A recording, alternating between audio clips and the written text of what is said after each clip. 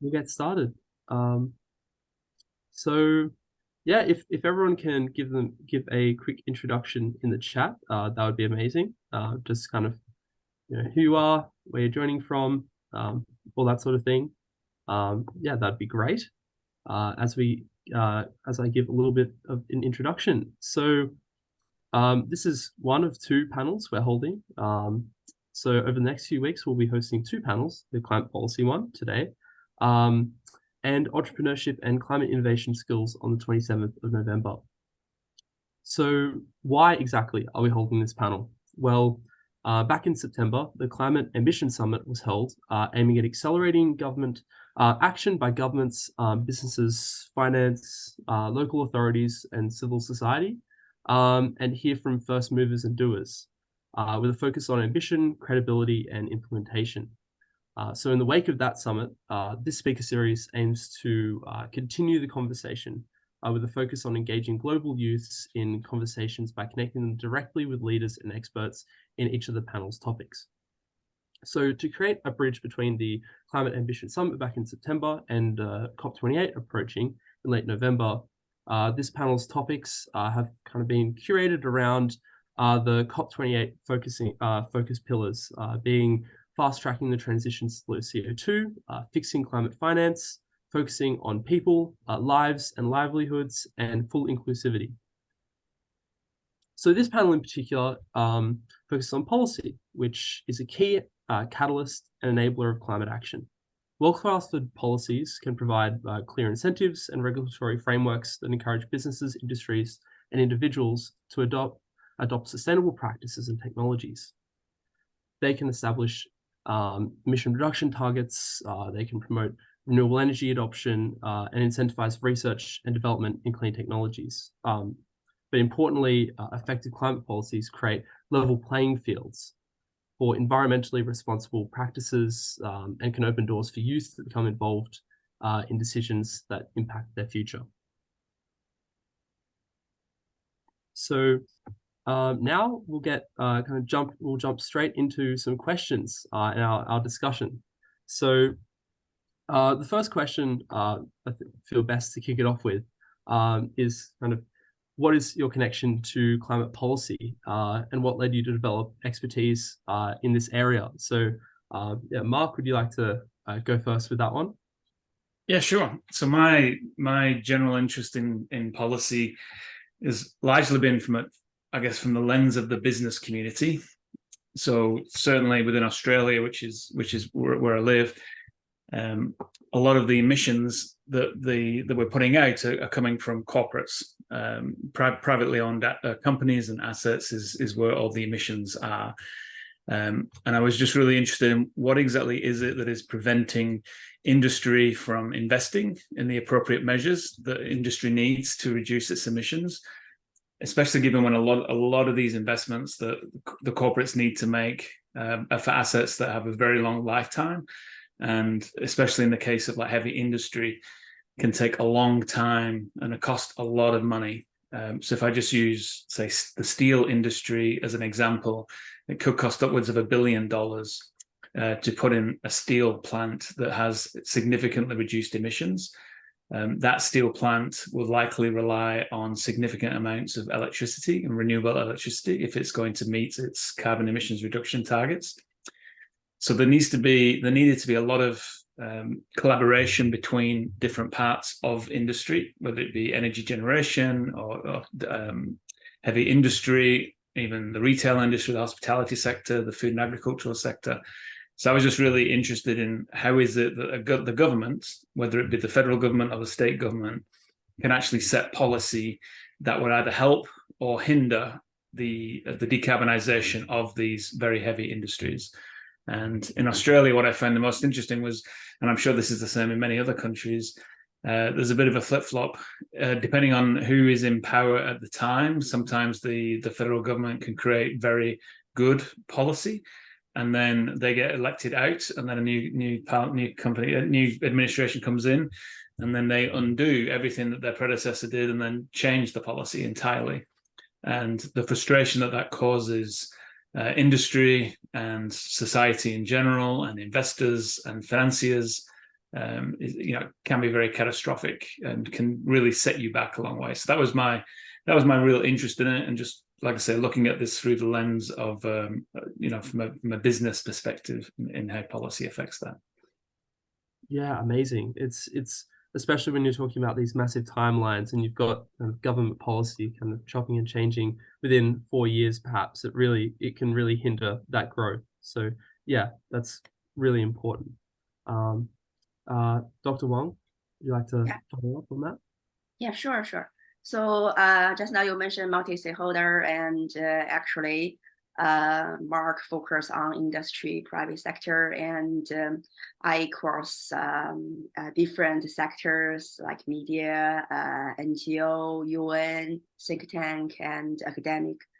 And all those sectors also work very closely with the private sector, and all those sectors and the cooperation among them and the experience help me to see how to cooperate with each other. And it's my strong interest to push the co-governance in the climate field. And my journey on climate starts from, I'm a veteran on climate. So my journey started in 2009. So 2009 is Copenhagen, COP15. So that's my first COP, and I observed at that moment, there are a lot of misunderstanding between different nations, different stakeholders. So I thought what I can do is to see how to build up the bridge, help different stakeholders understand each other. And also, especially, I'm based in China. So what I was thinking that I can help the Chinese government understand more about the non-government partners. So also this my research interest, and I use the 2-level game to analyze what happened in China and also at the global level about global climate governance, how China changed the role at the very beginning is like a follower, and now play a leadership role together with other countries. So how it happened, and also use my analysis to help myself understand more about the methodology of global climate governance.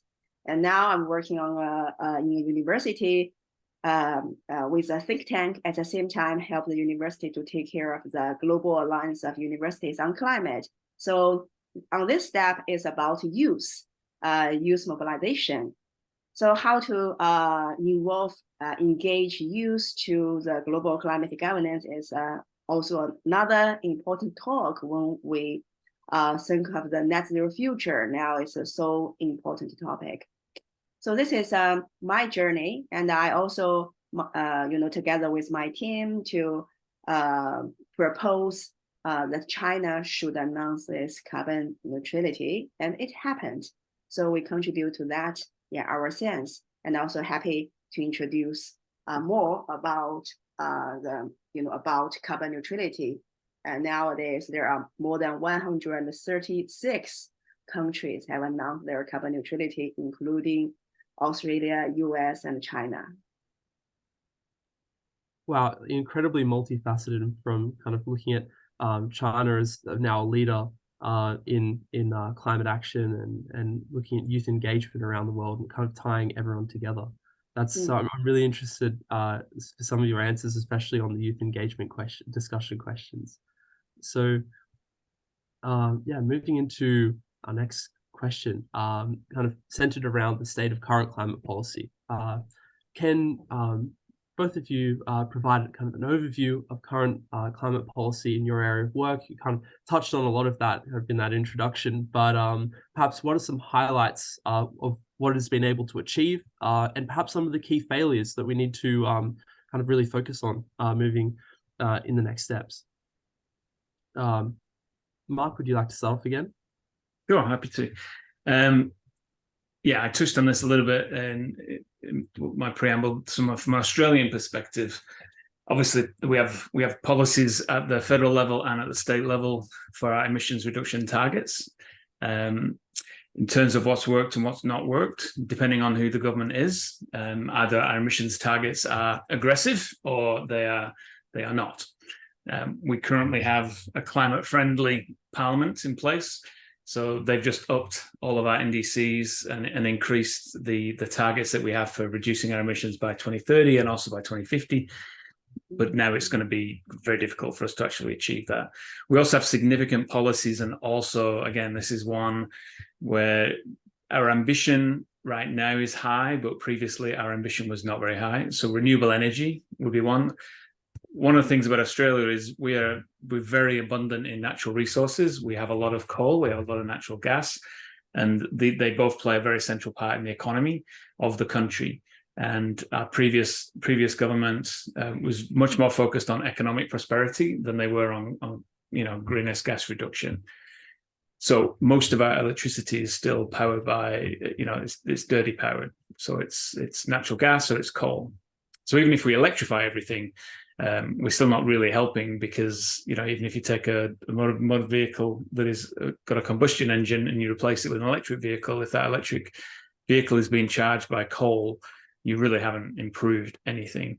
So we do have a lot of policy now to try and ramp up our renewable energies within the country.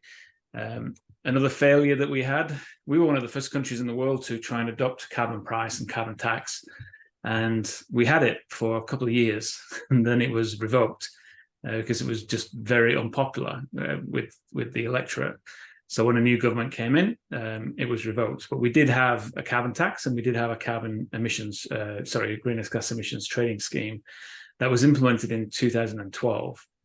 So one of the earliest adopters around the world of that. But then, like I said, then it was revoked, and it hasn't yet been put back in place.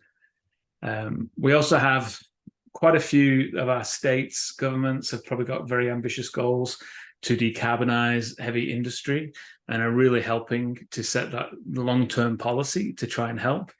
But at the federal level, it's been, like I said, it's changed a lot over the years. And this is just very frustrating for anybody who's trying to create a long-term strategy, trying to get long-term funding for initiatives.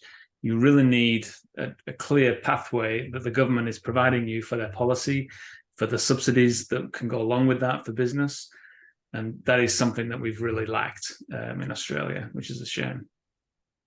But I'm hopeful that hopefully the government that we have now is a little bit more climate friendly, can maybe win another term. The terms in Australia are only 3 years long.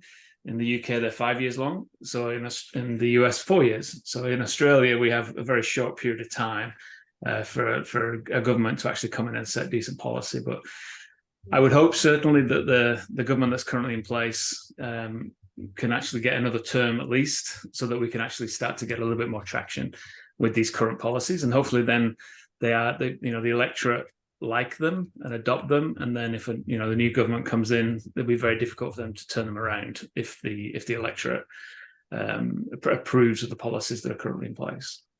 That's a quick snapshot of Australia. I can follow up based on that. Yes. Yeah, please.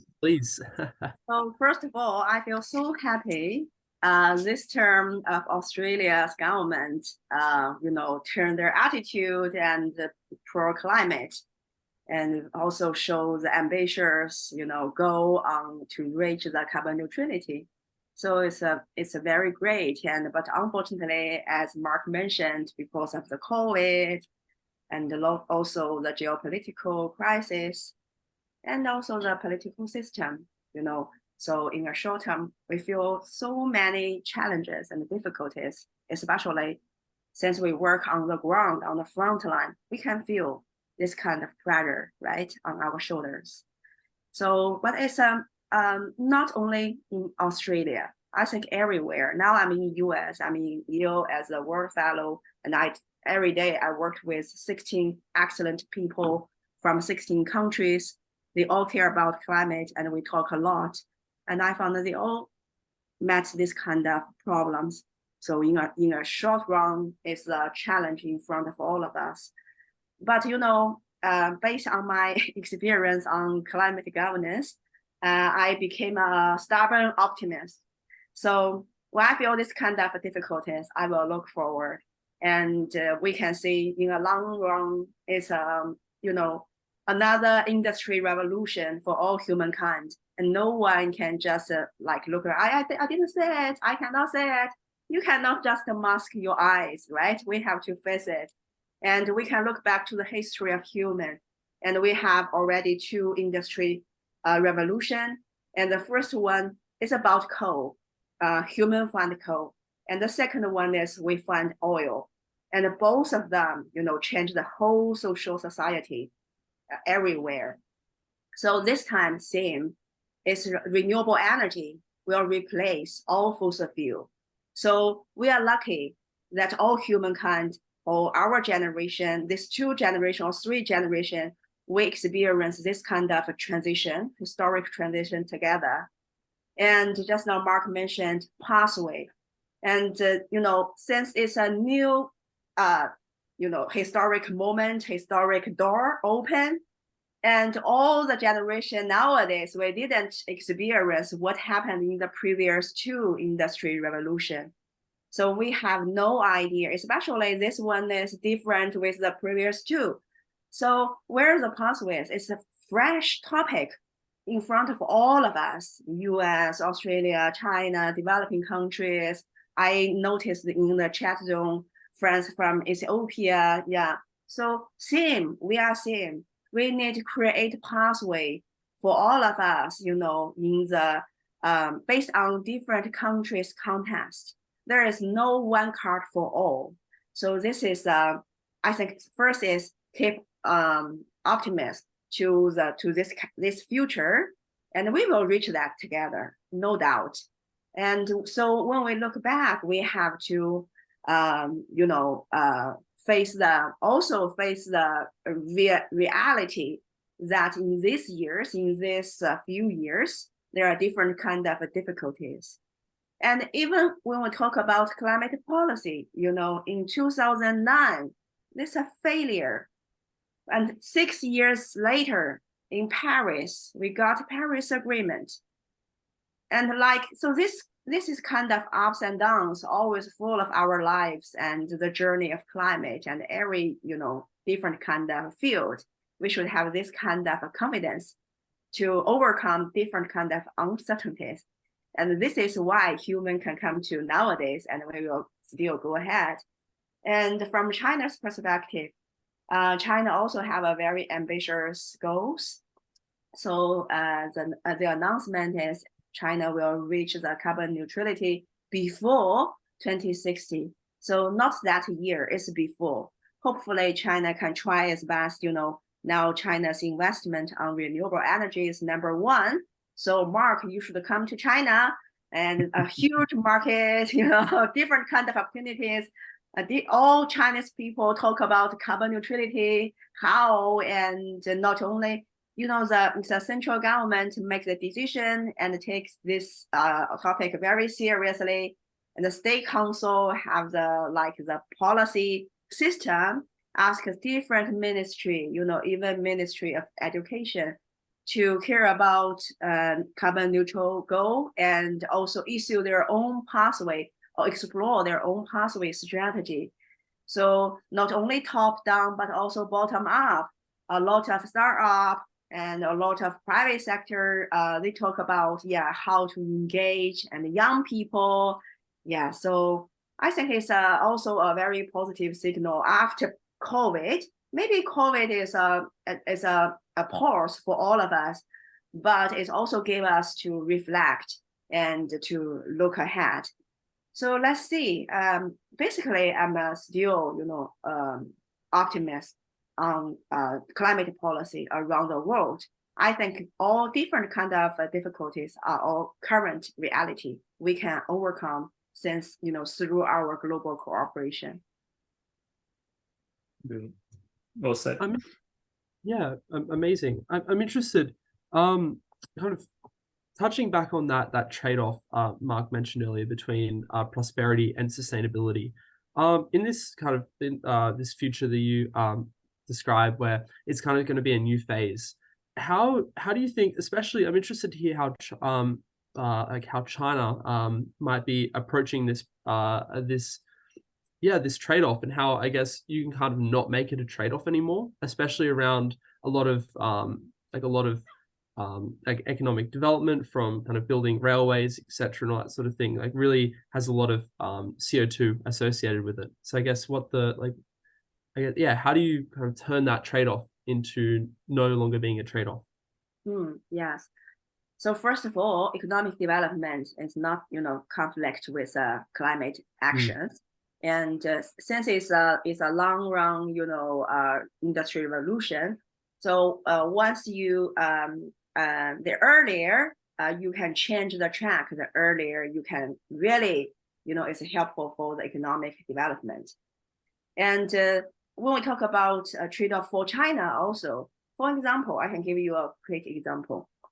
Because of the COVID, all countries met different kind of economic development problem, right? China as well. So if you read different kind of newspaper and like from different media, social media, a lot of debate about, China seemingly back to coal a lot, or to some extent. They open new coal mining and coal fire. Does that mean that China will give up its carbon neutral like goal and turn back to the fossil fuel? I don't think so.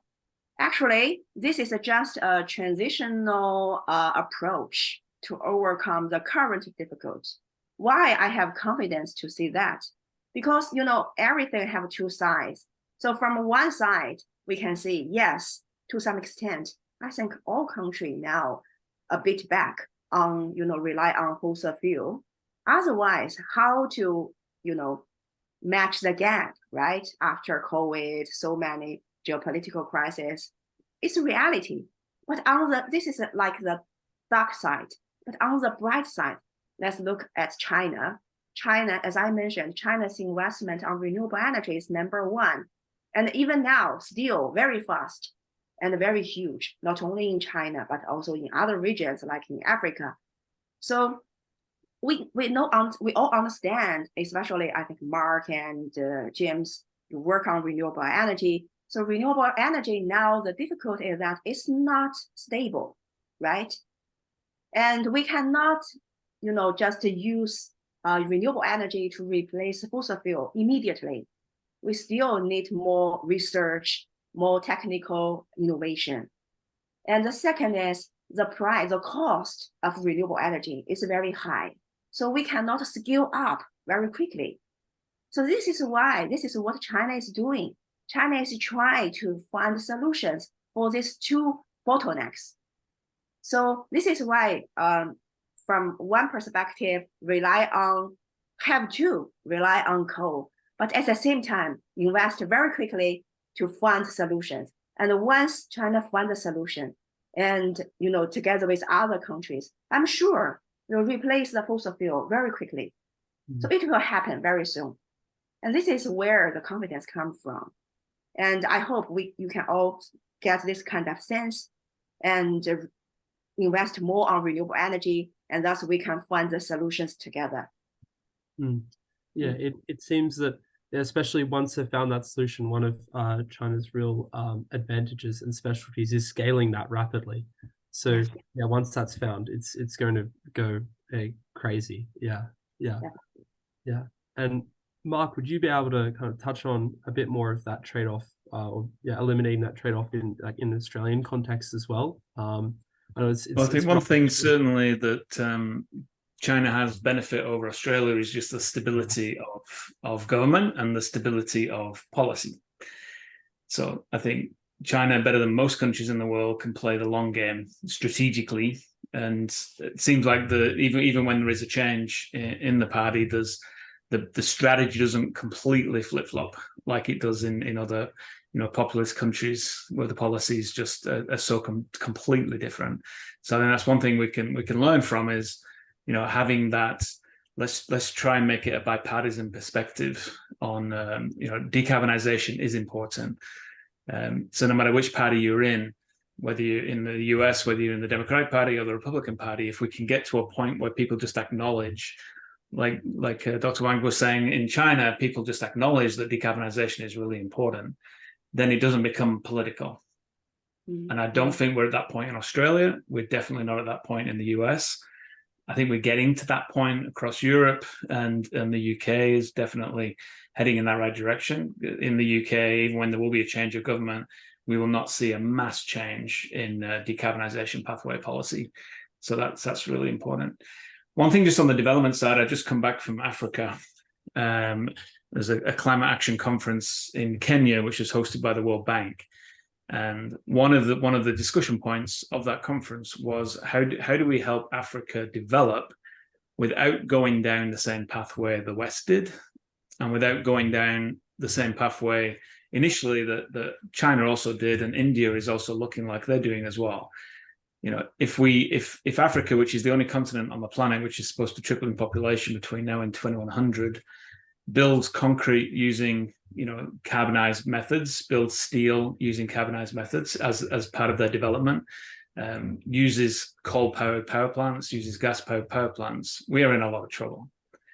So I think another thing that we need to look at is how do we get the climate financing working, and how do we get the sharing of knowledge across? Because I totally agree that the pathway that China is on right now is incredible, and the ambition is incredible, and the amount of funding that's being put into climate tech solutions is incredible. How do we get that same energy so that we don't have to decarbonize Africa, and instead we do a low carbon development pathway for Africa, which is going to rely on a lot of climate financing of developed countries, and it's not going to be easy, but I think that's absolutely critical. So yeah, I think there's definitely a lot to learn from just seeing the revolution that's happened in China, and looking at how quickly they are transitioning, and how slowly the West has transitioned. Because even if you look at the budget of China, even though China now you could argue is as big an emitter right now as some of these other large Western countries, China has not been a big emitter for as long as the Western countries. The Western countries have been big emitters for decades longer than China has, but China's doing a very fast turnaround. So I think we need to celebrate that and look what we can learn from that. Touching on some of those kind of new policies that we might need to be implementing in Africa, for example, could you perhaps share some innovative climate policies or initiatives from different regions that you've seen to have significant impact on reducing emissions or promoting sustainability? Bit of putting in take a quick stab at not on the decarbonisation pathway, but if I just look at one of the things that we need to help Africa do is to leapfrog. We don't want them to go down the traditional pathway that most of the countries went down, which is you use cheap energy from coal, from natural gas, and from oil to develop. We need to help them to leapfrog that. And one of the discussions that we had at the conference in Africa was there's been a few different technological advancements in the continent of Africa where they have leapfrogged. And one of them is telephony. So Africa predominantly went straight to wireless telephones, straight to mobile phones. They didn't do what the West did, which is invest a lot of money in landlines, build landlines, use the landlines for a number of years, and then start to change to cell phones and mobile phones. They leapfrogged that. And obviously they're seeing the benefit of that, not wasting all the money that these other countries wasted in putting in all this, hard wiring across the entire country, which cost a lot of money and used a lot of energy to do that, and a lot of embedded carbon emissions in all the cabling, etc. So one thing I took a lot of, heart from is there's definitely examples in Africa where they've actually, rapidly leapfrogged and had a much faster development cycle than, say, Europe had, or the US had, by skipping some of that kind of technology advancement. And I hope that they can do that in renewable energy, and I hope that they can do that in some of the the big heavy industry decarbonization strategies that we need. Otherwise, we are definitely in a lot of trouble as a species on this planet if and it's definitely not a criticism of Africa, but if we don't help Africa to do this, and Africa goes through its development cycle, as it has every right to do, without our help, we are royally in trouble, because the amount of the population growth they're going to have, and the amount of new concrete they're going to need, steel they're going to need, building buildings, if they use the same methods that we've used, we're in a lot of trouble. Yeah, I totally agree. Actually, there is a I think four fellows, world fellows from Africa, and they all express a signal that Africa nowadays, met different kind of difficulties, and especially when we talk about fossil fuel, as the age we talk about fossil fuel, we use fossil fuel, and Africa, its development is a bit slow, so try to follow up. And now they rely on coal, rely on fossil fuel, and try to reduce power, helps people get electricity around the country, around the continent. But still, a lot of people have to use a candle every night. But now we talk about renewable energy. So Africa is still trying to follow the fossil fuel and how to use that. And then we have a new topic. And so does that mean that even in the new revolution, Africa still, outside of the tent? So it does not make sense. If it still happened, it means we didn't get lessons from the previous two industrial revolution. So this is why it's so important. At the very beginning, we talk about industry revolution, the green transition. This time, we should really consider how to engage Africa, together with us. And as I observed, there are a lot of new movement, yes, and initiatives in Africa, and also the people there. Like one of the world fellow from Cote d'Ivoire, and he is promote the local people use like nature gas stove. Although it's still, when we talk about nature gas, it's still a fossil fuel. At least they are trying to find their transitional pathway, right? As I mentioned, we cannot replace fossil fuel immediately, so we need to explore different pathway. So for Africa, from the cases my colleagues, the fellow shared, I really feel, wow, it can help the local people, local women to get warm water and have a cleaner life. So it's good for the people. At the same time, I have a friend from China. She is a social entrepreneur. She visited several hundreds times, to Africa, different countries, Ethiopia, Kenya, and she found, yes, the people in the rural area, in the poorest areas, still rely on candle. They have no access to renewable energy, even to electricity. So how to help them? And she now create offline tablets. It's named as solar media. So it's rely on solar power. It's preloaded some knowledge on the tablets and selling a very low price to the local women, to the poor people, and only $10, this kind of price. So they can learn knowledge, and it's better for it's good for their capacity, And one woman, before that, she has 3 kids, and she has no access to earn, money to make sure her kids can get some food. Now, because of this kind of help, she knows how to plaiting the hair, how to help the man to shave. Very simple knowledge, but help her to earn money, and she can buy food for her kids. From this kind of basic help, really very useful, to base on the local people's real condition, real need, to provide the help from the outside. And I think nowadays, especially in the coming weeks, COP28 will happen in Dubai, and we need to focus on, finance, climate finance is always a bottleneck when we talk about climate. And especially last year, we have set up the loss and damage fund. And we also have a call in Copenhagen, about adaptation fund from developed country to help the poorest developing country. So I really hope, although different countries, all countries now met difficulties about the domestic economic development, but please do think a bit about the poor people in the developing country, and let's contribute more money to help them, and to find the pathway. It's a people-based pathway to really help benefit the local poor people.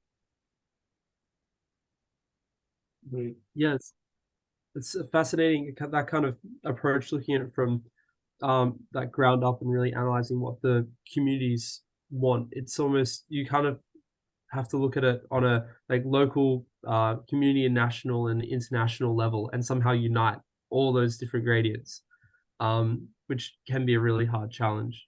Mark, did you want to contribute anything else? Sorry. No, I think we covered that. Thank you. Perfect. Okay.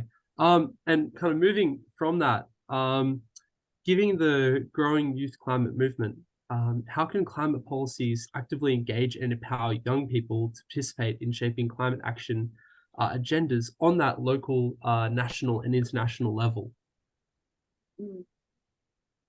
Yeah, Dr. Wang, would you like to kick that off? Okay, so Mark, if you don't mind, let me start. Go for it. Yeah. So my position now is Executive Secretary General of Global Alliance of Universities on Climate. So it's like a alliance together with 15 world-class universities, including Yale and like Columbia, MIT, and Area C, like also Australia National University. So we work together, and some universities from developing countries, from Brazil, India, South Africa, and China. So we work together, and we understand, it's so important to engage young people. Why? When we talk about net zero future, James, is in the middle of this century, so 2050.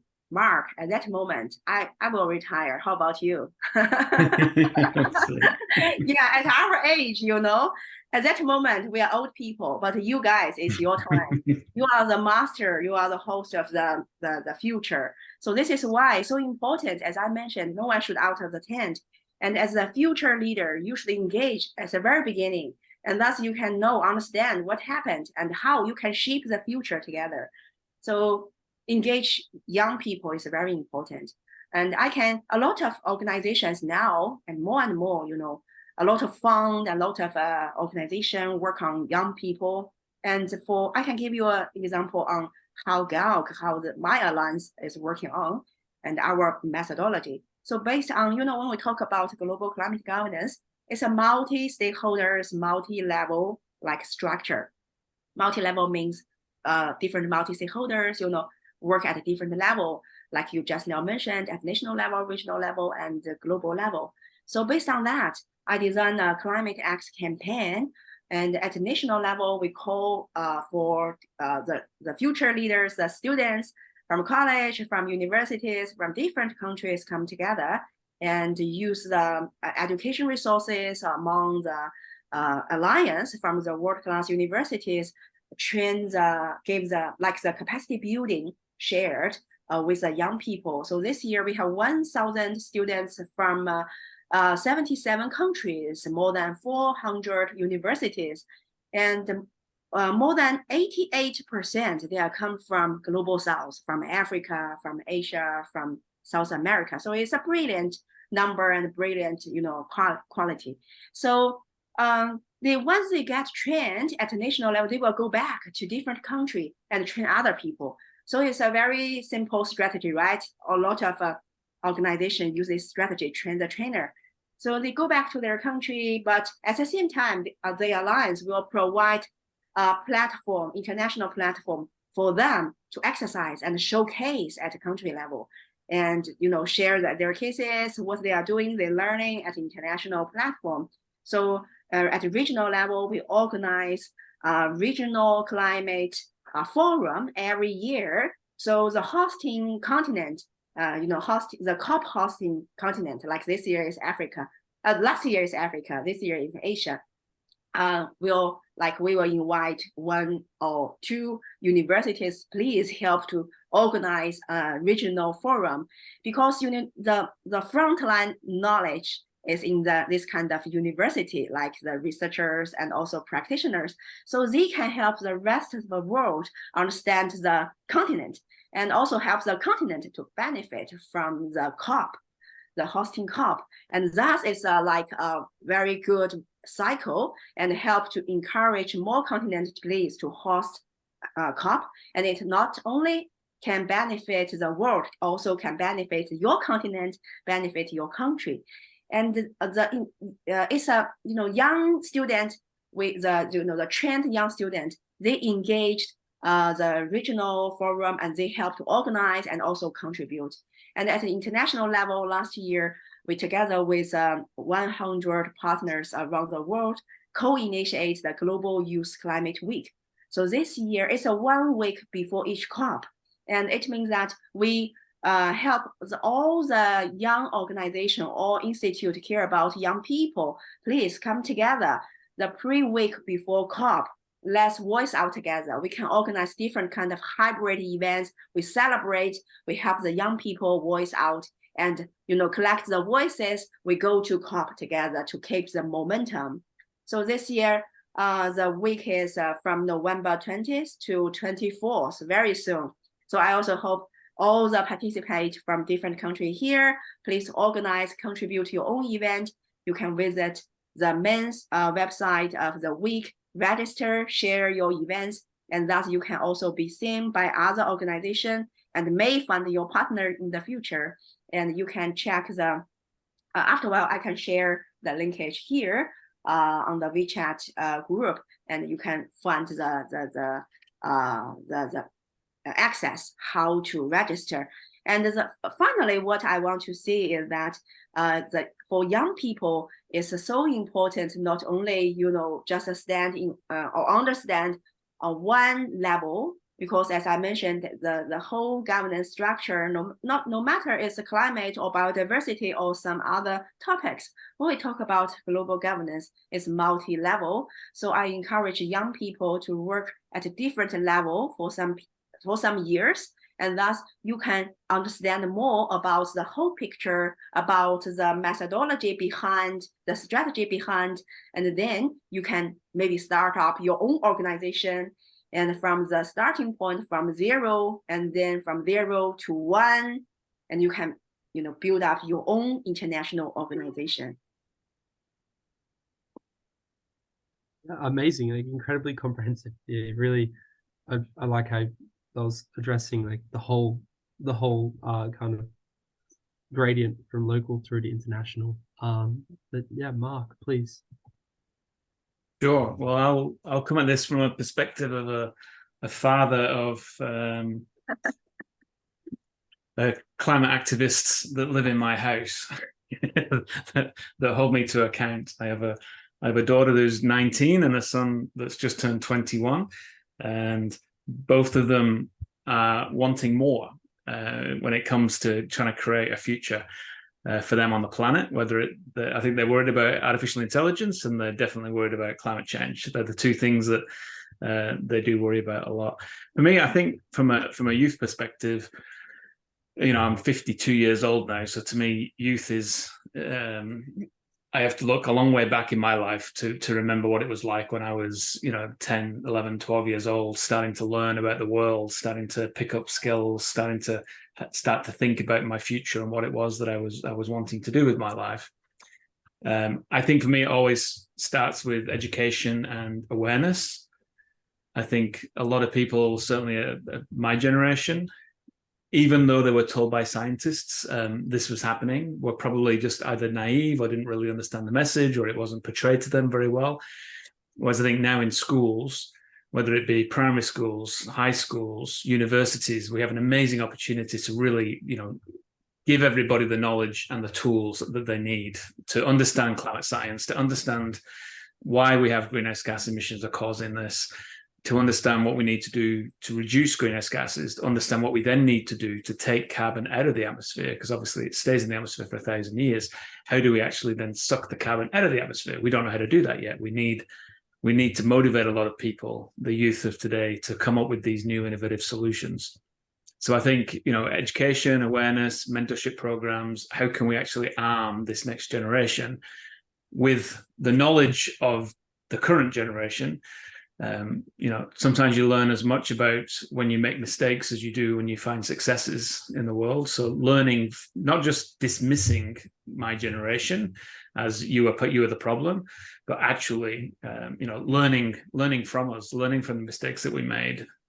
So I think education and awareness is critical.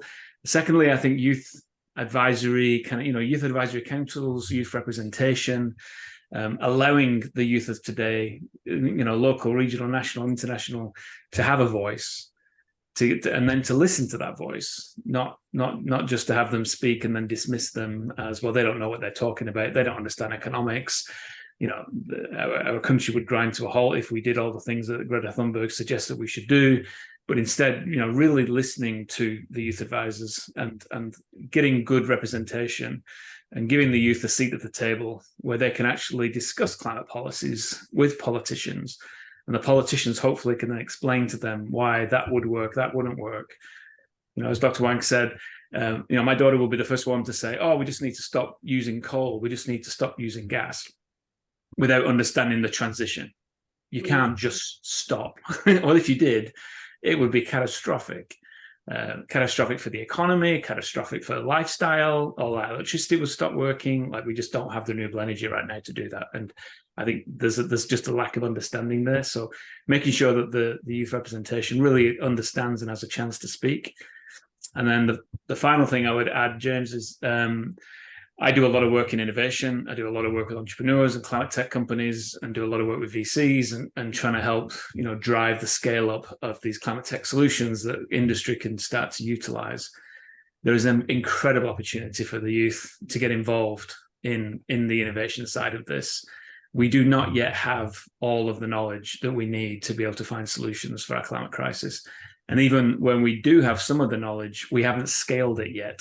We need ideas on how can we scale this, what can we do? We need people to start to transition to jobs, whether it be in engineering, or whether it be in electricity, whether it be in solar. We need people to start to learn those skills that are going to be useful for this next generation. For this, as Dr. Wang was saying, it's another industrial revolution we're about to have. We need the youth of today to be prepared for that, and it not be a shock when they come in. So get involved in climate challenges, get involved in hackathons, get involved in competitions, do internships at climate tech companies, learn whatever you can about how this new world is going to work, so that when it comes, which it will, you can definitely flourish in it rather than be lost in it. But I have a huge faith in I have a huge faith in human ingenuity, a huge faith in the human species and the youth coming through. So I just want to help them. But I do have a lot of faith that they'll help us get out of this crisis. A lot of optimism all around, it seems.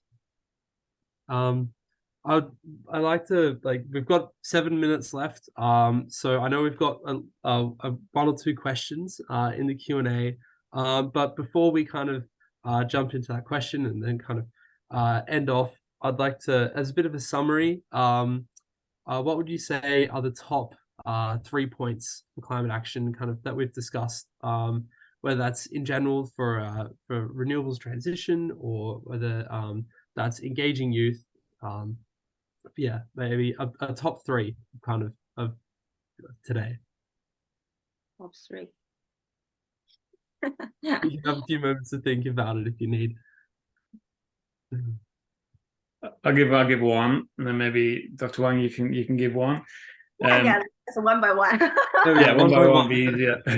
Yeah. So I think one of the ones for me is how policy can support change, and it has to be ambitious, and there has to be some stability, and there has to be trust by the trust by industry, trust by financial institutions, that when the government sets a new policy, that policy will not just flip in 3 years' time, 4 years' time, that we just need to give industry, investors, financiers, and the general public some certainty in longevity of decision and being a little bit more strategic about it rather than just political. Yeah. So my comments, and also I think an additional point I want to share is that open your your eyes and your mind to the real world. Do not just rely on media. You should have diversified, information resources. If you have strong interest or you have concerns to some countries, go there, and thus you can know better about the country, about the place, and help them to find the solutions and contribute your sense. Your turn, Mark. Okay, I'd lead off on what we talked about from the developing countries of the global south. We need to help them. Climate finance was promised as part of the Paris Agreement. It has not yet been delivered. We need to address that very, very quickly. It relies on global participation and global collaboration. I don't know how we do it, but we definitely need it, because the climate financing that we had in place, the loss and damage that we talked about in the last COP, these things are really important for a lot of countries on the planet that didn't contribute to the climate crisis that we're in and are hoping to try and leapfrog this technology, but they need help. They need resources, both financial and human. There's a massive skill shortage for these countries, so we just really need to help the developing countries to not follow the same pathway that we did. Yeah. So as followed, we need to help the developing country, but among developed country and around the world, I think nowadays, because we all met the short difficulties, so the world full of blame game. So please stop this kind of blame game. It's useless. So let's understand the future is a shared future, it's a common future for all humankind, and we need to cooperate with each other. This is our only pathway to go forward. Yeah, agreed. And then my last one is renewable energy, renewable energy, renewable energy. we need to figure out how to scale it. We need to figure out how to bottle it, batteries, storage sources, whatever we need, because unfortunately, the fossil fuels that we have are incredibly abundant in energy, have a very, very powerful energy source, very cheap, and we've become addicted to it across most developed countries. Renewable energy is not as powerful as using fossil fuels. So we need ingenuity, we need innovation, we need funding, we need scale, and we need to probably find ways of being more efficient with our electricity usage, because I think a lot of people, certainly in the West, have just gotten used to electricity always being there. But that's because we had fossil fuel powered electricity. When we go to renewable powered electricity, we're not going to have as much abundance because industry will need a lot more of it. So we have to be a lot more efficient. So that's my third comment is we need to create the pathway for renewable energy, both on the innovation side and the efficient use of. Yeah. So my third point is that when we talk about net zero future, it's true, we need to find the pathway together, and we cannot reach the net zero future only talk about climate, talk about energy, or talk about biodiversity. Actually, the net zero future is aligned with SDG 17. So I encourage all people step out from their own silo and come together, find the synergetic solutions. And this is also, I think, one of the pathways we can explore together, especially the young people, no matter what kind of major you are in, maybe law, maybe like psychology, philosophy, all different kind of majors are related, very strongly with a common future. So please, from now on, think of how to contribute your major, your expertise to the future when the industrial revolution really, we finish the transformation. At that moment, then when you look back, what you contributed to this revolution, and to prove you have this, valuable life. Amazing. Yeah, amazing kind of summary of everything we've talked about and some points to kind of go on for everyone to leave with and kind of act on. Now we have just about reached time. We do have that one question that I feel like we've kind of touched on a fair bit throughout. But if there's any kind of additional points you guys would like to touch on before we do wrap up, the question in the chat was how meaningful participation of youth on climate finance can be improved in sub-Saharan Africa. I think we covered that a lot with our So focus on the developing countries. So Yeah. I don't have anything else to add to that particular question. Perfect. Yeah. Okay. And Dr. Wang, same for you? Yeah. Okay. Perfect. Well, thank you. Thank you to our panelists for kind of coming and sharing your knowledge. That has been absolutely amazing. I've personally found it so incredibly insightful, and I'm sure all our panelists have felt exactly the same. Just a quick reminder, we do have our entrepreneurship and innovation panel coming up on the 27th, so please come back for that. And yeah, thank you again to our panelists. It's been amazing. So thank you so much. Yeah, so Thank you. Thank you, Yeah. James. Thank you. Thank you, James. Thank you, Mark. And thank you, everyone, to join us.